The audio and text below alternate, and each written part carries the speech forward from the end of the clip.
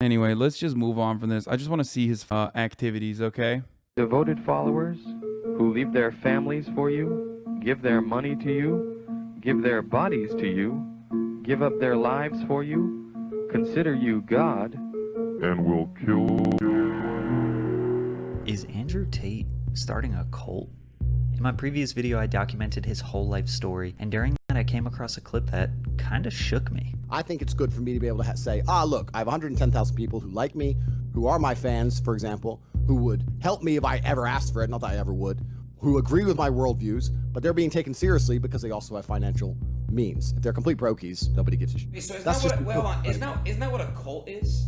When you hear him say that, and then you realize he's openly supported other cult leaders like Joseph Kony. And the reason I got this t-shirt made is because I have a lot of respect for Kony. Now I know, okay, he's a warlord, whatever. But Kony is a G. And he has even praised the infamous German dictator. Everything must happen instantly. Okay, quickly. Patrick CC. Okay, Patrick CC. I know where you got this clip from. Fast, speed, attack. Hitler conquered Europe with blitzkrieg. You need to go quickly. Then you realize he now has over 130,000 people paying him every month, essentially for his advice. But above all else, he has a secret organization called the War Room, a network of members with varied Dude, this is my favorite part, because, like, look at all these top G's, bro. He has a secret organization. Look at all these top G's, bro. Look at all these top G's. The War Room. What's the war? Divorce court, okay? The greatest war of all is family court, okay? That's what the real top G's get together, smoke cigars, and talk about bitches and how they stole everything from you. Called the War Room, a network of members with varied expertise which allows them to exert influence globally. They congregate in real life with the ultimate goal of achieving. Bruh. These are the top G's in the War Room, bro. Homie, if you pay $5,000 to hang out with these clowns, you deserve to be milked by this bald, okay? Bro, this is just a bunch of pickup artists, like a bunch of failed pickup artists getting together and being like, yeah, we're doing war. Motherfuckers all look like Grand Theft Auto characters, dude. Are you serious? These are pickup artists. No shot. Nobody dresses like this unless they're a pickup artist. Achieving freedom in a world of slavery. This slavery is just beginning. They are trying to reduce you to a QR code, and they are looking for people who blindly comply. This is why they make these mandates. The mandate is designed to purge the ranks of anybody who is not a slave. This world of slavery is what he calls the Matrix, which kind of is just anyone who participates in the confines of today's society. When I talk about the Matrix, I'm talking about the systems which have been created by society, which are deliberately designed to enslave. In this Matrix, we're used for our efforts and our energies. And you're existing inside of a system which is deliberately rigged to make the rich richer and for the poor to stay poor. The best thing to do is to understand the rules of the game and find a way to win. So is it, I mean, he's just describing capitalism. Oh my God, I'm gonna lose my mind. Andrew Tate is doing a 2022 version of convincing people to believe in his worldview and worshiping him, then funneling them into a secret group to control them even more? Stop, dude. Oh my God, every clip I've seen of the War Room makes it look funnier and dorkier than the past one. Worshipping him, then funneling them into a secret group to control. Bro, this is awesome. This is awesome. This is literally like calling this a cult is so funny. This is as dorky as a D&D group, but at least like when you're playing Dungeons and Dragons, like there's some fun to be had. It's just a bunch of dudes that get together, smoke cigar, and talk about women being bitches, dude. I just realized. Oh my God. Yeah, this is the r/atheism meetup, dude. Holy, that's awesome. This is great. Mumford and Sons looking ass, dude. Oh, Jesus Christ. This is great. Control them even more. Then once he has that control, well, we don't really know what he's going to do next. But he is going to do something based on what he said here. You're trying to keep up being like as viral as you are. Dude, I want to sign up. I want to sign up for the Top G War Room now. These guys are... This is stage one of a 3-step plan. So I'm going to be viral for a little bit longer, then step 2 begins. The conquest is continuing.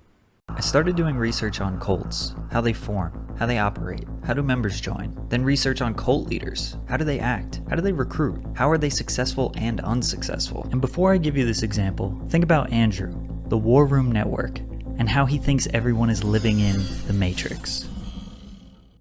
Typically, cults start as religious groups, which slowly turn into something dark and sinister. For example, the People's Temple. Jim Jones was a Methodist preacher with a sizable congregation in Indianapolis. He began to perform faith healings. Many of his followers believed he had a supernatural gift. The church would be renamed to the People's Temple, and Jones warned his followers that he had received visions of a nuclear attack that would devastate Indianapolis. This led the church to relocating to Guyana and forming their own little town that we now know as Jonestown. In the beginning, everything seemed alright, just a group of people trying to make a community. Eventually, a US Congressman Leo Ryan led a fact-finding mission and went to Jonestown. While visiting, members of the People's Temple told Congressman Ryan they needed help and wanted to leave. Ryan quickly departed with 15 of those members. While boarding their plane, a truck of the cult members arrived at the airstrip and began shooting at the plane. Congressman Ryan and 4 others were killed that day. Later that same day, Jones, knowing that the US government would send the military to seize Jonestown, was quoted saying, "No way for us to die. We must die with some dignity." A drink mixture of Flavor Aid and cyanide was created and handed out to all members. That's where the don't drink the Kool-Aid comes from, for the record. Those who refused to drink were injected with cyanide via syringe against their will. In total, 909 inhabitants of Jonestown died that day.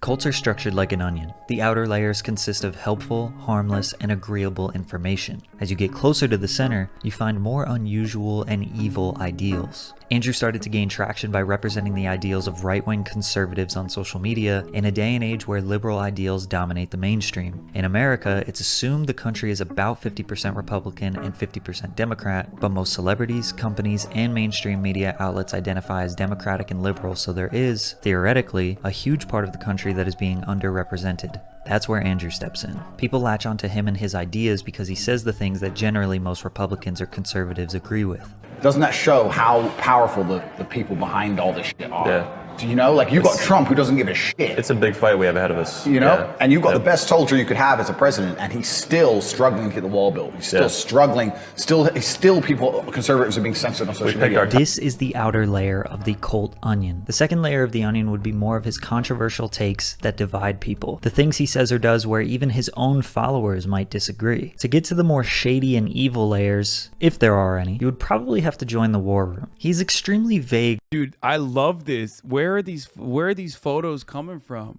There's more. I need more. I need more of the war room footage.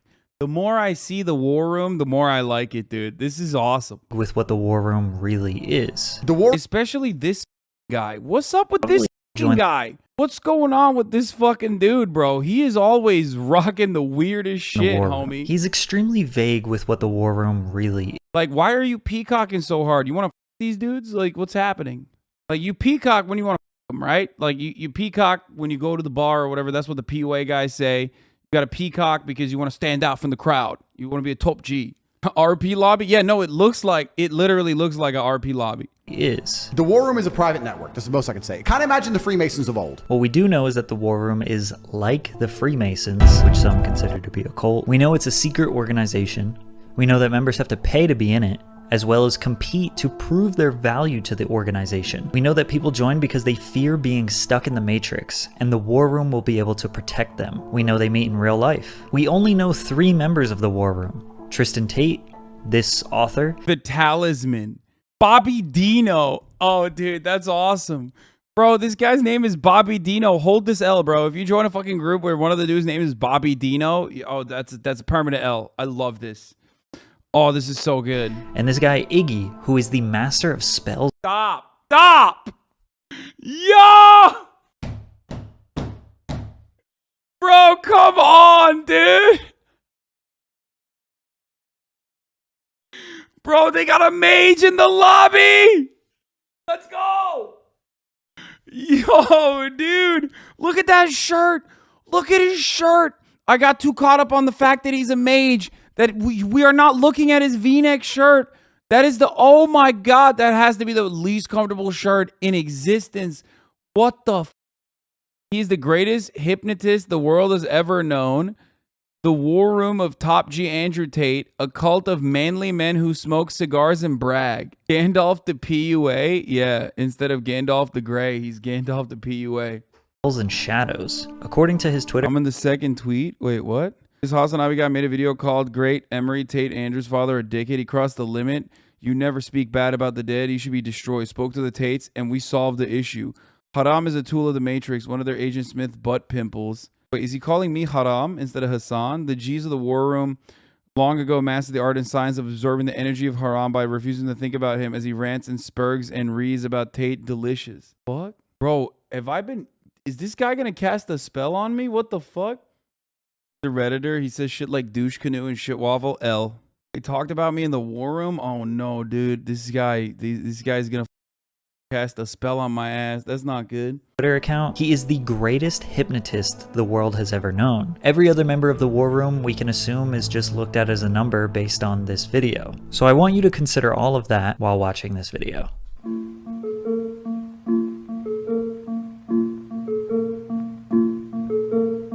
Don't you want to become a cult leader? I'm gonna be honest with you. This suggests he left. Oh, okay. I'm gonna be honest with you, boys. I feel like the idea that we were going to ever have a second Andrew Tate debate is becoming less likely, considering that this guy just said that they talked about me in the war room and said that they're not gonna.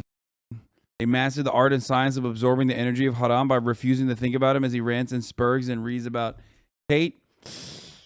Kind of feels like they had a meetup of the minds. They had a meeting of the minds and decided they should just not talk to me and instead cast spells from afar, like pew pew.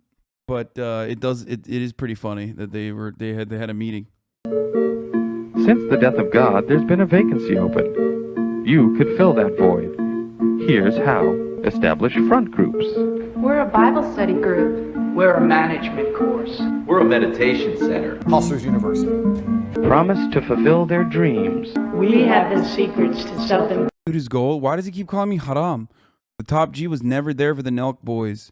Just as he was never there for Dave Portnoy, ACU Haram, Clicks, or pink-haired Tommy. He is there for you. It's not your job to awaken all sheep. It's your job to awaken all the sleeping lions. Bro, this is like... Wait, why does he call me Haram? Bruh, time-stamped? Tonight we feast, my brothers. The best juicy steaks. The sweetest wines, the strongest whiskey, smoothest cigars. We laugh, we sing.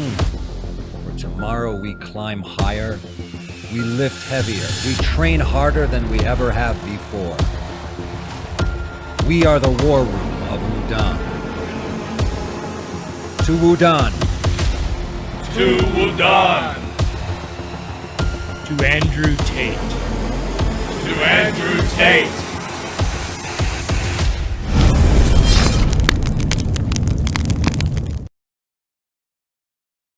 Bro, what?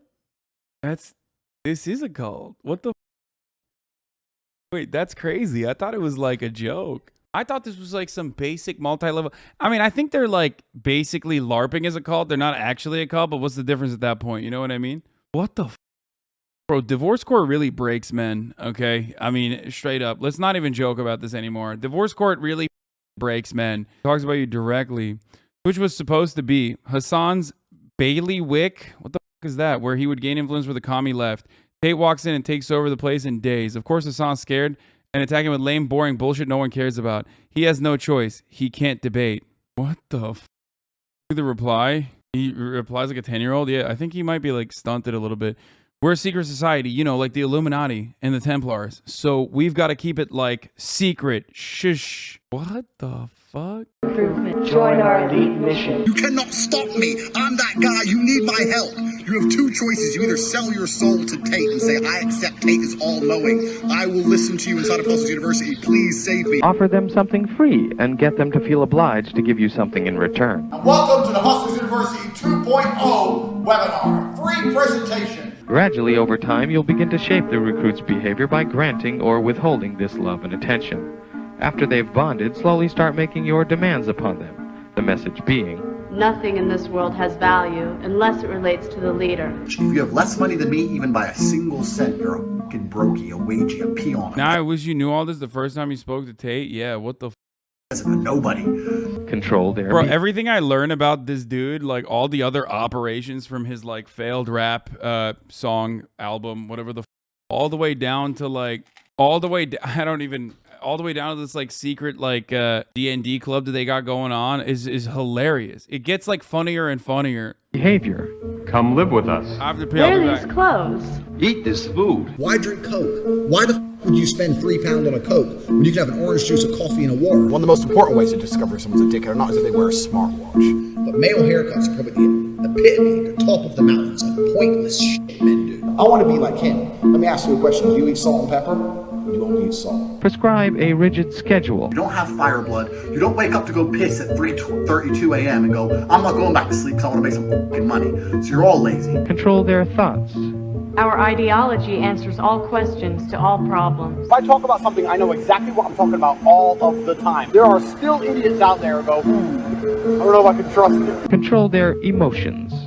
Induce guilt. And here I am showing you how war room members live their lives. And you're not thinking, I need to get in that room. I don't know what you're thinking. You're probably not thinking at all. And instead, you're going to sit at home, make some excuse for why you're not in the war room, why you're not part of our network. And fear. I think you need to be sitting here panicking at the fact that you don't have enough money. You need to be concerned and worried and sad, and you need to do something about it today. Control information. Keep them from knowing all the workings of the cult. War Room is a private network. That's the most I can say. Kind of imagine the Freemasons of old. The War Room is the most powerful network on the face of the planet today. Tell them that there is a part of their mind they must eliminate in order to find happiness. No one cares about how depressed you are. No one gives a shit. You motherfuckers who aren't happy need to learn to be grateful. Claim authority. It can come from a divine source.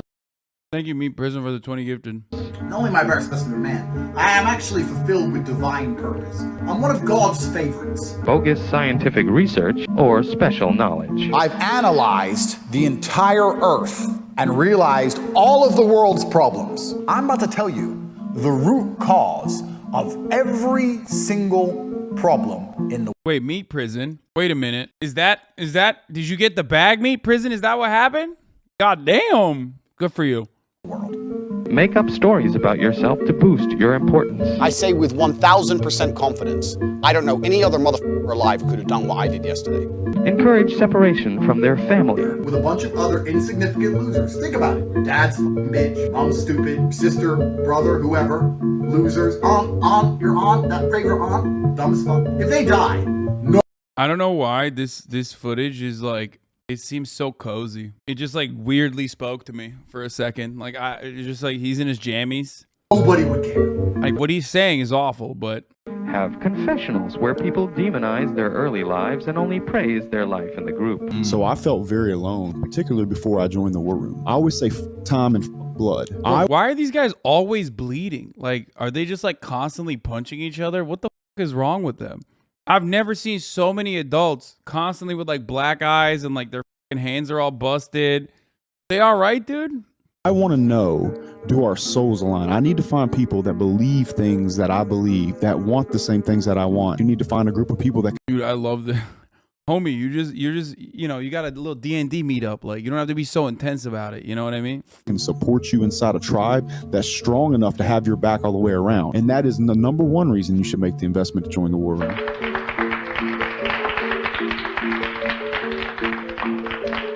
But don't be stupid about it. Start slowly.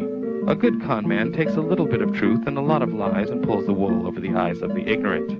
Bro will be out here describing making friendships as an adult, but that's gay if you talk about it like that, on terms like, yeah, you know, go out there and make meaningful relationships.